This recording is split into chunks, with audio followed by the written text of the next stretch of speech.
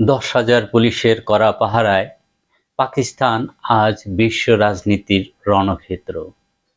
রাজধানী ইসলামাবাদ যেন এক দুর্ভেদ্য দুর্গ। একদিকে ট্রাম্পের ছায়া জেডি ভ্যান্স এবং অন্যদিকে খামেনির অত্যন্ত বিশ্বস্ত বাকির কলিবাফ।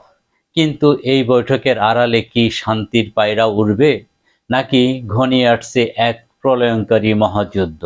কেন আমেরিকা পিছু হটছে, আর ইসরায়েল কেন চাইছে এই আলোচনা ব্যর্থ হোক?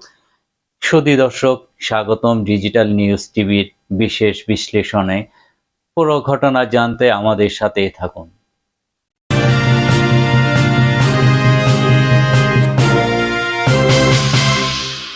দর্শক, আমরা জানি ইরান এবং আমেরিকার শত্রুতা কয়েক দশকের, কিন্তু এবার আলোচনার টেবিলে বসেছে আমাদের প্রতিবেশী দেশ পাকিস্তানে। ইসলামাবাদের বিলাসবহুল সেরেনা হোটেলকে কেন্দ্র করে নেওয়া হয়েছে নজিরবিহীন নিরাপত্তা ব্যবস্থা। পাকিস্তানের সেনাপ্রধান থেকে শুরু করে স্বরাষ্ট্রমন্ত্রী সবার ব্যক্তিগত তদারকিতে এই বৈঠক আয়োজন করা হচ্ছে। কেন পাকিস্তান? কারণ পাকিস্তান এখানে মধ্যস্থকারী নয়, বরং একটি নিরপেক্ষ কেন্দ্র। ইরানের প্রতিনিধি দলে আছেন বাকের কালিবাফ, যিনি একসময় আইআরজিসির প্রধান ছিলেন। অন্যদিকে আমেরিকার পক্ষে নেতৃত্ব দিচ্ছেন জেডি ভ্যান্স। প্রশ্ন উঠছে, যেখানে অতীতে দুবার এই দুই দেশ একে অপরের দ্বারা প্রতারিত হয়েছে, সেখানে এবারের আলোচনা কতটা ফলপ্রসূ হবে? জেডি ভ্যান্স বনাম বাকের কালিবাফ, দুই মেরুর লড়াই। এবারের আলোচনায় সবচেয়ে বড় চমক দুই দেশের প্রতিনিধি নির্বাচন।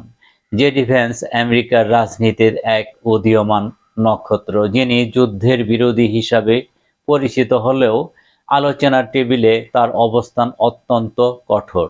তিনি স্পষ্ট করেছেন ইরানকে সততা দেখাতে হবে। অন্যদিকে ইরানের বাকের কালিবাফ, যিনি সাধারণ রাজনীতিবিদ নন, তিনি খামেনির আদর্শের কট্টর অনুসারী।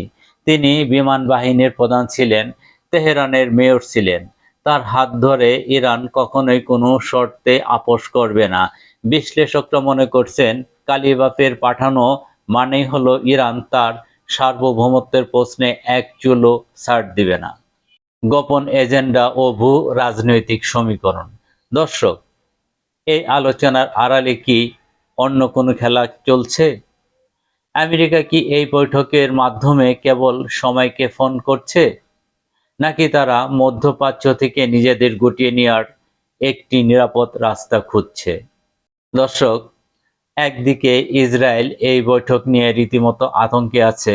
বেনিয়ামিন নেতানিয়াহু জানেন, যুদ্ধ বন্ধ হলে তার ক্ষমতা হারানো নিশ্চিত।